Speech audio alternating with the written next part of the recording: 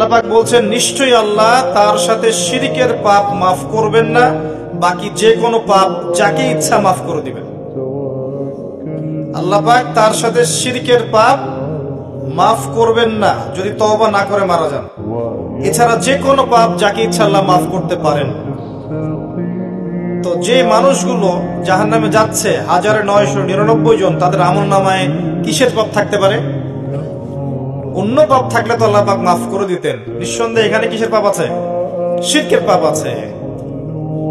আর এই শিরক নিয়ে অনেকদিন বলেছি, আরো একবার বলছি, 3 ভাবে শিরক হতে পারে।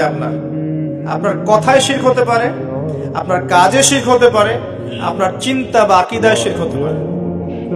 কথায় হতে পারে, কাজে হতে পারে, চিন্তা বা আকীদায় হতে পারে। যেমন ধরেন কেউ চিন্তা করছে, বিশ্বাস করে যে আল্লাহ ছাড়া কেউ তাকে পরকালে নাজাত দিতে পারে। কেউ চিন্তা করছে আল্লাহ ছাড়া কেউ সন্তান দিতে পারে, আল্লাহ ছাড়া কেউ ভালো মন্দের মালিক, আল্লাহ ছাড়া কেউ কল্যাণ অকল্যাণের মালিক। এরকম চিন্তা কারো আছে? আল্লাহ নাই, কোন মহাবিশ্ব বিগ ব্যাং থেকে সৃষ্টি হয়েছে, আল্লাহ থেকে হয় নাই। আল্লাহ আছেন ভালো, আরো ইলাহ আছে, কারো চিন্তা এমন। এরকম চিন্তা হচ্ছে শিরকি চিন্তা, আকীদায় শিরক আছে। এই অবস্থায় মারা গেলে কোশ্চেন গেল জান্নাতে যাবে না।